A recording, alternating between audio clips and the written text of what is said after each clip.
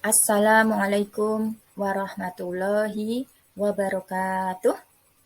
Subhanallah walhamdulillah wala ilaha illallah wallahu akbar.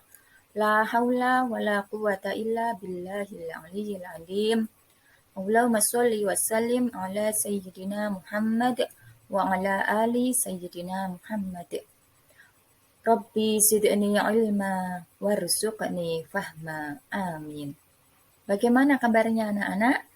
Semoga selalu dalam lindungan Allah, dalam iman Islam, dan sehat walafiat. Amin.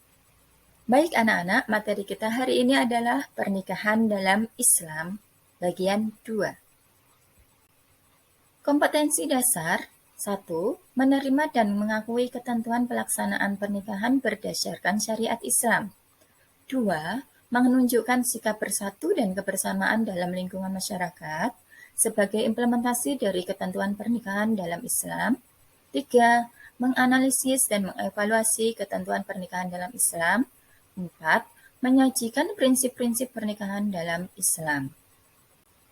Tujuan pembelajaran 1. Membandingkan talak dengan tepat. 2. Membandingkan iddah dengan baik. 3. Memperjelas rujuk dengan bahasa komunikasi yang baik. 4. Menyajikan paparan tentang talak dengan percaya diri. 5. Menyajikan paparan tentang iddah dengan jelas. 6. Menyajikan paparan tentang rujuk dengan komunikasi yang baik. Baik, pertama kali kita perlu ketahui pengertian dan hukum talak. Menurut bahasa, talak berarti melepaskan ikatan. Menurut istilah, talak ialah lepasnya ikatan pernikahan dengan lafal talak. Asal hukum talak adalah makruh, karena talak merupakan perbuatan halal tetapi sangat dibenci oleh Allah. Nabi Muhammad SAW bersabda, "Abghadul halali indallahi talaq." Rawahu Abu Dawud. Artinya, perbuatan halal tetapi paling dibenci oleh Allah adalah talak. Hadis riwayat Abu Daud. Berikutnya, rukun talak 1. Yang menjatuhkan talak adalah suami. Syaratnya balik, berakal, dan kehendak sendiri. 2. Yang dijatuhi talak adalah istrinya. 3.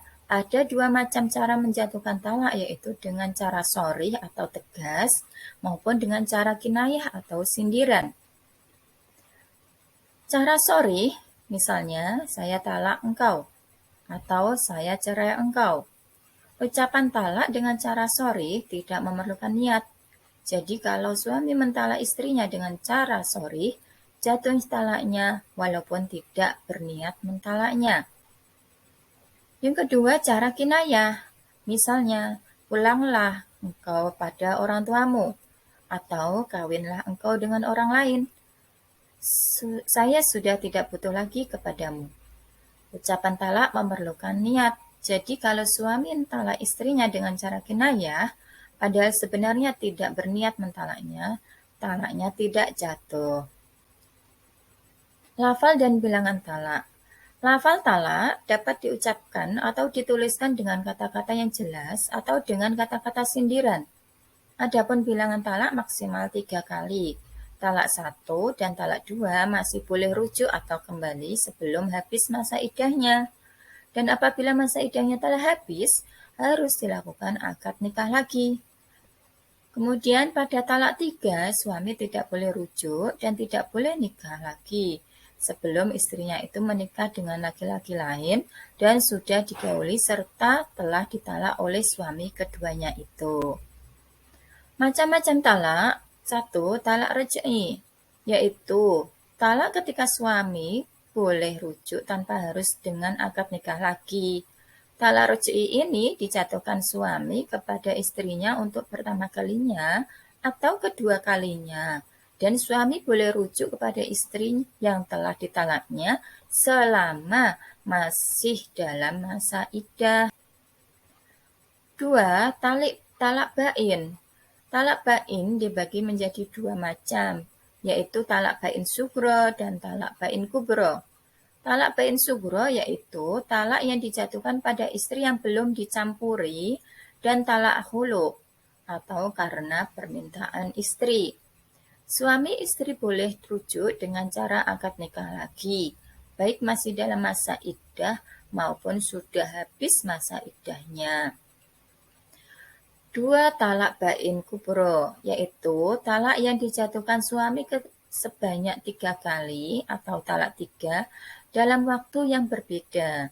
Dalam talak ini, suami tidak boleh rujuk atau menikah dengan bekas istri kecuali dengan syarat. Bekas istri telah menikah lagi dengan laki-laki lain. Bekas istri telah dicampuri oleh suami yang baru. Bekas istri telah dicerai oleh suami yang baru. Bekas istri telah selesai masa iddahnya setelah dicerai suami yang baru. Berikutnya, alasan jatuhnya talak, yaitu yang pertama ada ilak, yaitu sumpah seorang suami bahwa ia tidak akan mencampuri istrinya. Ilak merupakan adat Arab jahiliyah. Masa tunggunya adalah 4 bulan. Jika sebelum 4 bulan sudah kembali, maka suami harus membayar denda sumpah. Bila sampai 4 bulan atau lebih, hakim berhak memutuskan untuk memilih membayar sumpah atau mentalaknya. Alasan jatuh talak yang kedua adalah li'an, yaitu sumpah seorang suami yang menuduh istrinya berbuat zina. Sumpah itu diucapkan 4 kali dan yang kelima dinyatakan dengan kata-kata laknat Allah atas diriku jika tuduhan itu dusta. Istri juga dapat menolak dengan sumpah 4 kali dan yang kelima dengan kata-kata murka Allah atas diriku bila tuduhan itu benar. Alasan jatuh talak yang ketiga adalah zihar, yaitu ucapan suami kepada istrinya yang berisi penyerupaan istrinya dengan ibunya. Semisal, engkau seperti punggung ibuku. Ucapan ini mengandung pengertian ketidaktertarikan lagi dari suami kepada istri. Adapun jika suami manggil istrinya dengan sebutan mama atau ibu dengan niat suami mengutarakan rasa sayang kepada istri, bukanlah disebut zihar.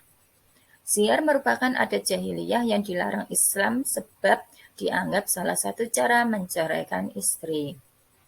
Berikutnya, alasan jatuhnya talak yang keempat adalah khulu atau talak tebus, yaitu talak yang diucapkan oleh suami dengan cara istri membayar kepada suami.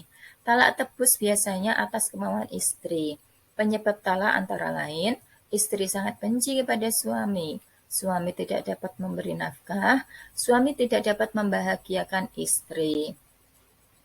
Yang kelima, alasan jatuhnya talak adalah fasah, yaitu rusaknya ikatan perkawinan karena sebab-sebab tertentu, yaitu karena rusaknya akad nikah seperti diketahui bahwa istri adalah mahram suami, seperti salah seorang suami atau istri keluar dari agama Islam, juga seperti semula suami atau istri musyrik kemudian salah satunya masuk Islam.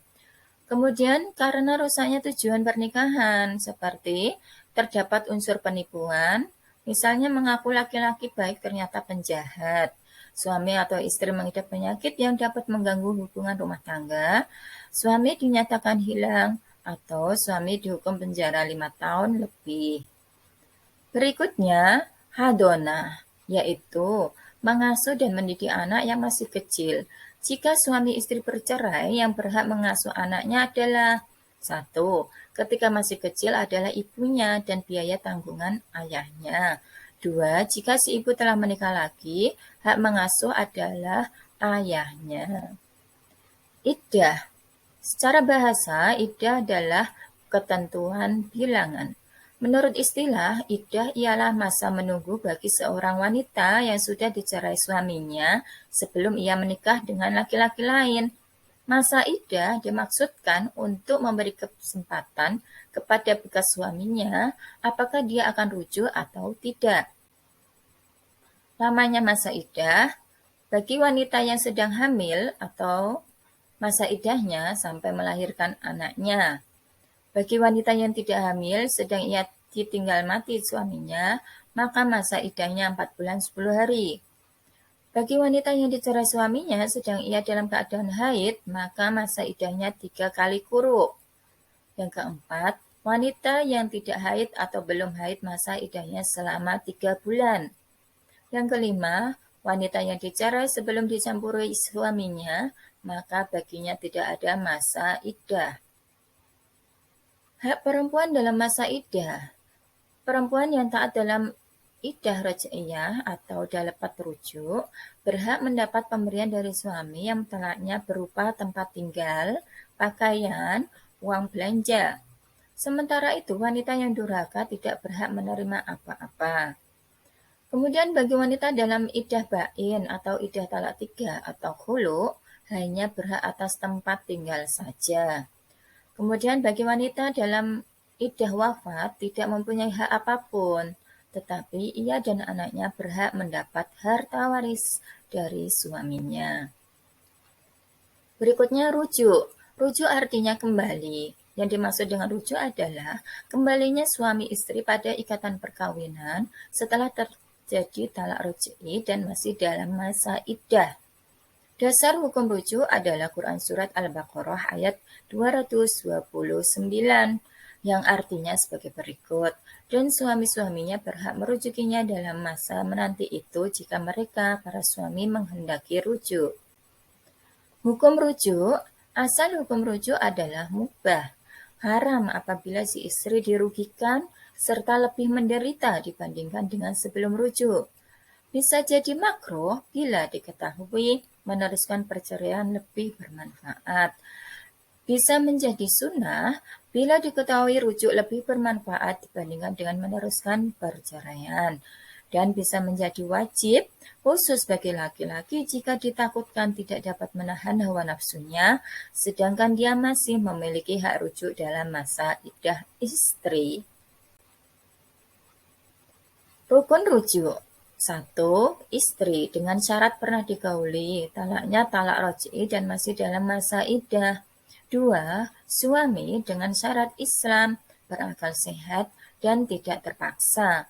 3. Siwot atau lafal rujuk. Dan yang keempat, saksi, yaitu 2 orang laki-laki yang adil. Demikian anak-anak materi pernikahan dalam Islam, subbagian 2. Terima kasih. Wabillahi taufiq wal hidayah. Wassalamualaikum warahmatullahi wabarakatuh.